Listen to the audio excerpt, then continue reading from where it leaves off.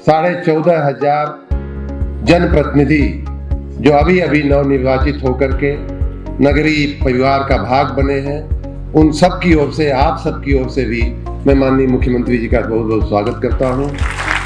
हमारे नगर निकायों में लगभग 50,000 नियमित कर्मचारी और 1 लाख से ऊपर 1,11,000 के आसपास हमारे सफाई मित्र जो आउटसोर्सिंग और संविदा के कर्मचारी हैं। ऐसे लगभग 1.25 लाख कर्मचारियों की ओर से भी मैं माननीय मुख्यमंत्री जी का बहुत बहुत स्वागत करता हूँ।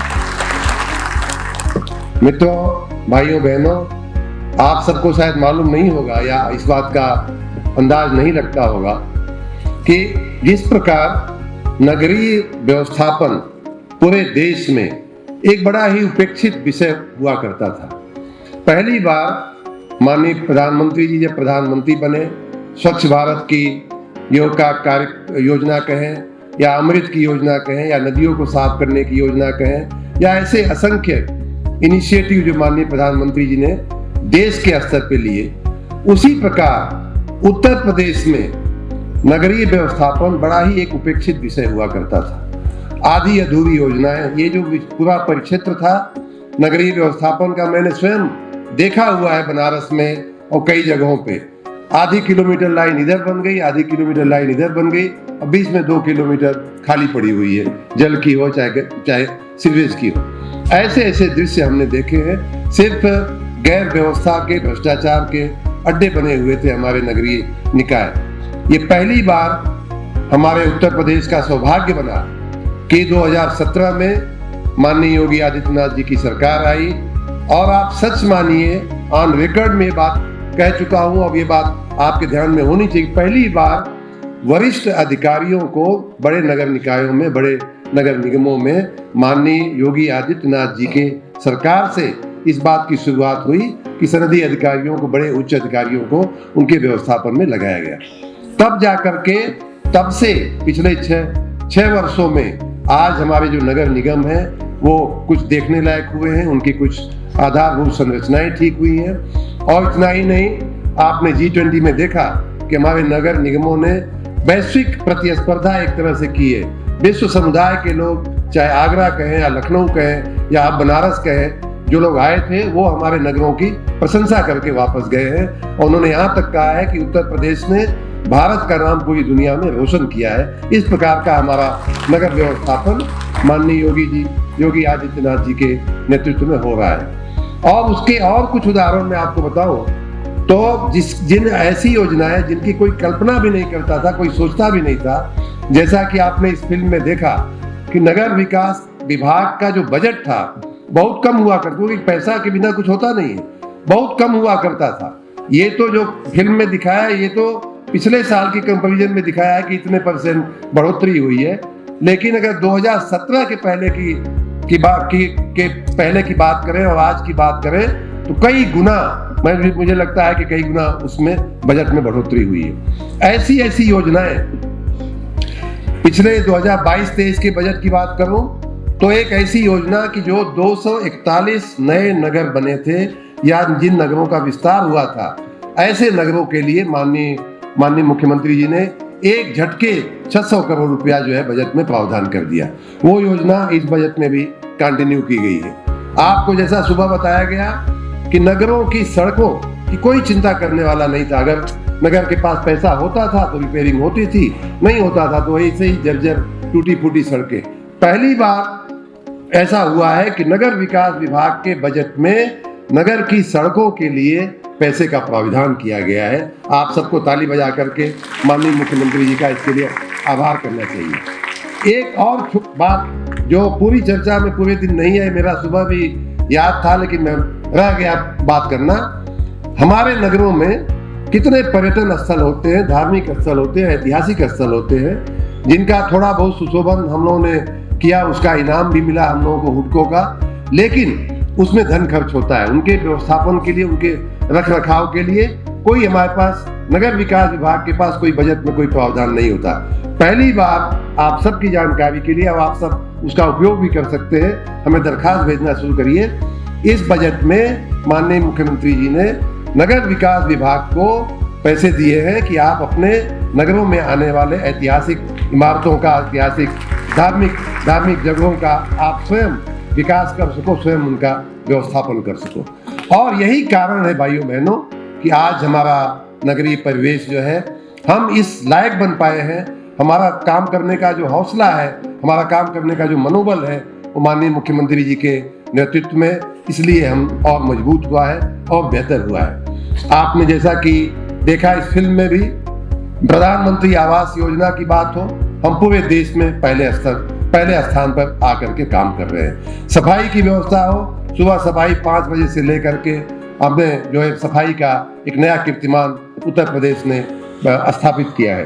अभी आज ही हम लोग अभी इस मंच पे बैठे हैं, आधा घंटा पहले मुझे एक खबर दिल्ली से अच्छी मिली है कि जिस प्रकार प्रधानमंत्री आवास योजना में उत्तर प्रदेश ने पहला स्थान प्राप्त किया है, वैसे ही प्रधानमंत्री स्वनिधि योजना जो ये रेवड़ी और लारी गल्ले वालों की जो योजना है, उसमें भी आज ही वो इनाम मिल रहा है। दिल्ली में हमारे अधिकारी गए हैं लेने के लिए। देश में प्रथम स्थान स्वनिधि योजना में भी मिला है, माननीय मुख्यमंत्री जी के आशीर्वाद से, उनके प्रेरणा से, उनके नेतृत्व से। तो इस प्रकार भाइयों बहनों, आप बहुत सही समय पर इस कार्य में, मैं तो कहूँगा कि जनता ने आपको चुन करके ये कार्य आपको सौंपा है। आप में से कई लोग ऐसे भी हैं जो दूसरी बार, तीसरी बार, चौथी बार चुन करके आए होंगे, और आप भी अनुभव कर रहे होंगे कि पिछली बार, उसके पहले के कार्यकाल में और माननीय मुख्यमंत्री जी के कार्यकाल में कितना फर्क है। मैं स्वयं एक साल सवा साल से इस बात का साक्षी हूँ कि कितने कोई भी नया प्रयोग करना हो, हमें माननीय मुख्यमंत्री जी से पूछने की भी आवश्यकता नहीं होती है। चाहे 5 बजे से सफाई करानी हो, चाहे मशीनों का उपयोग हो, चाहे आईटी के उपयोग हो, उनका हमेशा वरदहस्त हम लोगों के ऊपर है कि भाई अच्छे काम के लिए, अच्छी शुरुआत के लिए, अच्छे नवाचार के लिए हमारी तरफ से आपको संपूर्ण छूट है।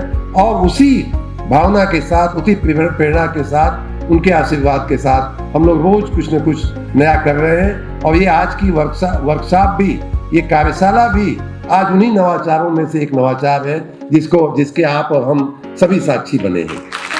हमारी आप माननीय मुख्यमंत्री जी, सुबह से हम लोग आज विभिन्न पहलुओं पे नगर व्यवस्थापन के हम लोग चर्चा कर रहे हैं। सबका आप पूरा हाल जो है, सुबह से मैं देख रहा हूँ कि 10 बजे से खाली भोजनावकाश के आधे पौन घंटे के अतिरिक्त पूरा हाल जो है इसी तरह से सुबह से लेकर के अभी तक आपके आने तक बैठा हुआ है, और एक एक बात हम लोग बड़ी बारीकी से सुने हैं और कही गई है।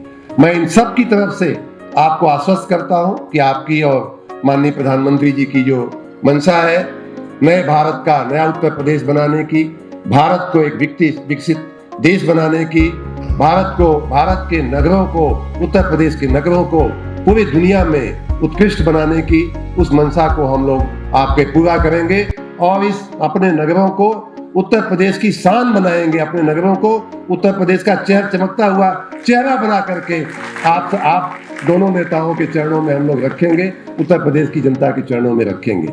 विशेष रूप से मैं आपको आश्वस्त करना चाहूँगा कि आपकी उत्तर प्रदेश को जो $1 ट्रिलियन की अर्थव्यवस्था बनाने की आपकी जो इच्छा है, मंशा है, अभी माननीय केशव वर्मा जी ने बड़ा एक अच्छा प्रेजेंटेशन किया और उसमें मैं आपके समक्ष उसकी औपचारिक दरखास्त लेकर के भी आऊँगा कि हर नगर में, हर शहर में एक इकोनॉमिक काउंसिल भी बननी चाहिए जो उस नगर को उसके आर्थिक विकास के पहलू की दृष्टि से पहलुओं को भी देखे और नगरीय व्यवस्थापन कैसे उस आर्थिक विकास में पूरक बन सकता है, कैसे उसको गति दे सकता है, कैसे उसका प्रेरक बन सकता है। इस दिशा में हमारे मेयर हो, चाहे नगर पालिका के अध्यक्ष हो या नगर पंचायत की हमारी अध्यक्ष हो या बॉडी हो, उनको उसकी भी चिंता करें। सफाई तो हमारी मिनिमम काम है ही। सफाई के बारे में तो मैं कई बार कह चुका हूँ कि ये तो शरीर पे कपड़ा पहनने जैसा है कि उसके बिना आप घर से बाहर निकल ही नहीं सकते। तो सफाई तो अब न्यूनतम काम है, वो तो बढ़िया होना ही चाहिए, लेकिन नगरीय सुशोभन, नगरीय सुंदरता के साथ नगरीय आर्थिक प्रवृत्तियां कैसे बढ़ें, कैसे आपका नगर, कैसे आपकी जो एक्टिविटीज है वो कैसे माननीय मुख्यमंत्री जी के $1 ट्रिलियन की अर्थव्यवस्था बनाने का जो राज्य के लिए सपना है, उसमें हम कैसे योगदान दें, उसमें हम कैसे लोगों को रोजगारी निर्माण की दिशा में हम कैसे बेहतर करें और करावें, इसकी भी चिंता आपको करनी पड़ेगी। और उस दृष्टि से आपको एक आर्थिक प्रबंधन की दृष्टि से भी सोचना पड़ेगा। उसी प्रकार नगर जो है वो टेक्नोलॉजी के सेंटर होते हैं। जैसे बहुत सारे आपने देखे, बहुत सारे प्रयोग हुए, जैसे केशव वर्मा जी बता रहे थे, आधुनिकता के केंद्र, हमारे जो आर्थिक केंद्र हैं, जो मैंने बताया कि 65% जीडीपी में अपना योगदान है नगरों का, तो उन सबके केंद्र भी हमारे नगर हैं। हमारे नगर कैसे इन प्रवृत्तियों को, कैसे टेक्नोलॉजी को इन्वेस्टमेंट को अट्रैक्ट करने के लिए, टेक्नोलॉजी को अट्रैक्ट करने के लिए, हमारे प्रोफेशनल्स को अट्रैक्ट करने के लिए कैसे अपनी बातों को, कैसे अपनी नगरीय जीवन को उत्कृष्ट बनाएंगे, इन सारी बातों का आप ध्यान रखेंगे। मैं आप सबकी तरफ से माननीय मुख्यमंत्री जी को आश्वस्त करता हूं कि पहले का जैसा भी हमारा नगरीय परिवेश रहा हो, लेकिन अब वो बदल रहा है।